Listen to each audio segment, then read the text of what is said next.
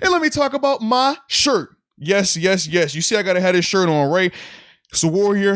Is that from 300? It kind of does look 300-esque, you know, but he's fighting off all of these arrows over here because sometimes you got to fight off the haters. Sometimes you got to fight off the doom and gloom. I mean, out there performance like we saw with our black and gold team, it just was not up to snuff. So we got to come out here and be Warriors. And our friends over at Into the AM, shout out to them. They provided me with this type of shirt because I had to be a Warrior this morning, man. Deke had to be a Warrior today, all right? And we're going to be Warriors because of Into the AM providing us with these awesome shirts, graphic tees, basic tees, awesome deals going on over there. But as we always say when we talk about a company, especially Into the AM, you got to get a promo code, baby. So you see the link right there. The promo code is MOATS10. So you get your 10% off of all of your purchases there, whether you're doing the subscription so you can get the shirts coming in on a monthly basis, or if you're just doing your regular one-off purchases. We know it's Cyber Monday today. Yeah. You know, you got Christmas coming up as well. So whatever you shopping for, make sure you show the friends over Into the AM some love, but use that promo code MOATS10 because we did see a lot of drops on the offense as well. Do you think that? Oh, yeah, Claypool. Right over the middle. Right over the chest, bro. That was in a critical point. And that was right after the whole face mask thing. I'm like, oh, wait, no, you're talking about the end of the game. Yeah, the end of the game, too. I'm talking about middle of the game. He is like a slant over the middle. See, I'm thinking about after the face mask when he has the comeback on the far sideline, like hits him in the chest. Well, that whole sequence, it was Claypool. He was catching a bomb, right? Yeah. He caught the one, and he was like talking shit to the guy, which, whatever, dude. I'm not. Yeah. There's a lot of people getting up in arms over Claypool about that. It's like you see that across the league. Even though a team's down, you make a nice play, you might talk some shit to the opponent. Yeah. So I don't know why people are ripping on Claypool for that so much. But then it was the next play, the whole face mask thing that cost us 15 yards. It's garbage time. I don't know. What do you make of that? Do you Claypool has shown some signs of immaturity, but there's other times where I've actually liked some of his reactions after making a catch, even like tough plays. It shows that he's like locked in, focused. Yeah. I haven't thought that he's been like a me first guy at any point really this season. Do you have any takeaways from that? For me, man, I can understand why people aren't as high on him or as hot on him right now. Because part of the thing is, man, when you talk about your top tier receivers, the guys that you say do get hype and stuff like that, either they are kicking serious butt when they're down, like their numbers are going crazy, or their team is still in the mix and they're competing like that. Whereas at times with Claypool, it just comes off as like, man, are you more so worried about just how you look, or are you worried about, competing and trying to get this team to win? That's the perception, in terms of the people that get upset with some of his stuff. Yeah, I don't necessarily agree with that at all. I haven't really had any reason to think he hasn't been a team first guy at this point this season. I mean, I get it. But I do think for you have a shorter memory, whereas some people, they're going to also bring back from a year ago. Like the taunting and stuff. Because it's the same player and it's still technically same family of antics. Not everybody is going to just forget it and be like, oh, well, this is different because, he looked like he was more focused today.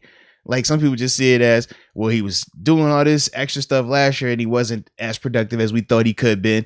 He's doing similar things this year, still not as productive as we feel like he could be.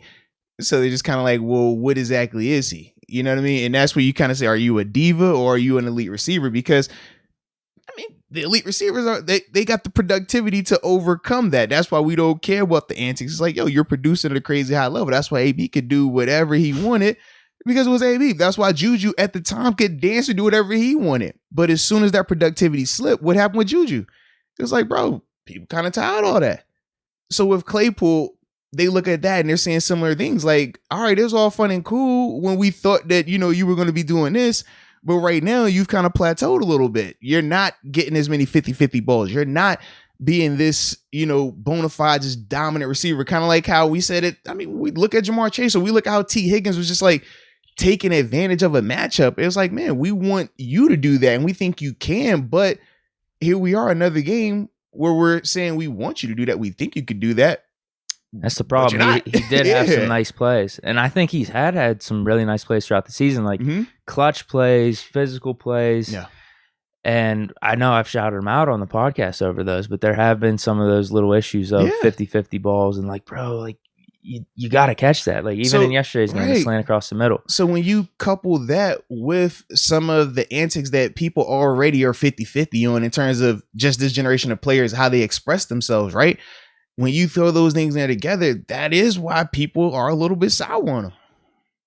I mean, you guys sour on them more so just because the non-50-50 ball. So just it's more of the play. But that's my point. Like I'm not using him talking shit after a nice catch late in the game. So just imagine if you are not just. So imagine if you're a 50-50 guy and you have issues with some of the antic stuff, right? Because some people they don't want that in the game, right? We've heard like, hey man, just go back to the huddle, or man, you can celebrate, but don't make it look like that. We know you got that crowd out there. So if you pair that crowd with the lack of productivity for our expectations for him, people aren't going to be as lenient. They're not going to be as understanding. Yeah, I'm not in that boat. It's just, for me, it's just more like, hey, bro, I'd like to see more plays because I do think he's been playing good this year. It's just not at that elite receiver level that we've been hoping for. But yeah, I don't really, especially if you're just looking at yesterday's game as the antics, like, no, I think that's a reach in my opinion. But what do you think?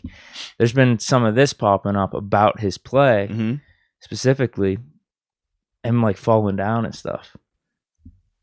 I mean, I don't. What you mean him falling down? Makes a catch. And usually he's not. You know what I mean. He's usually not on his feet. And then there was a couple times, like even the drop, like he was stumbling trying to catch it. And then there was one, I think, fired on. Now I remember the slant you're talking about. I wasn't even. I'm talking about the drop. I'm talking about hit him like in the chest, like later on in the game. But I remember it because he got blasted. Yeah. I definitely remember that one. There was that, and then there was another one Ben was trying to throw in like back of the end zone, like little fade, like he even like slips there. Yeah.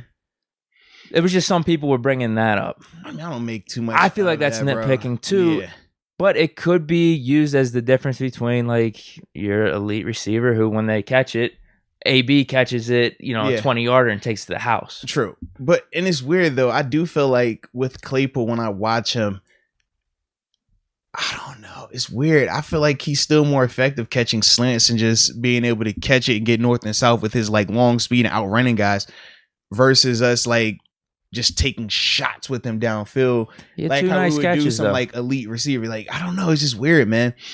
It's weird. And I just don't believe it. Like, do you believe that he's going to consistently turn that corner and start catching these 50-50 balls more? Because I'm starting to have my doubts. Yeah, maybe he is. Like, what point? He's a great complementary receiver, like a Mike Williams with the Chargers, where you still need that one guy. And Deontay, man, you know what? He's really stepping up. He's had some really nice catches. I don't know if where he's at frame wise, like his body type, he could be that number one. Because even though he's probably similar size to AB, AB was like he was more chiseled, jacked, and AB was chiseled. AB, like, he looked like. Yeah, he was rocked up, but you saw how AB, that dude around the clock. Not saying that Deontay is not around the clock, but he was like, he's different. His frame is different receiver because there's no complaints you're gonna hear from me about Deontay. I mean, some of his game, bro. He maybe dropped one ball yesterday. Maybe I just like how he comes back to that ball every time. Whenever that ball's thrown out, he's really quarterback friendly. You know what I mean? And then you see his ability after the catch, which has never been in question, but now it's just like you see he makes guys miss, man. Yeah, I love that. Let's keep it going.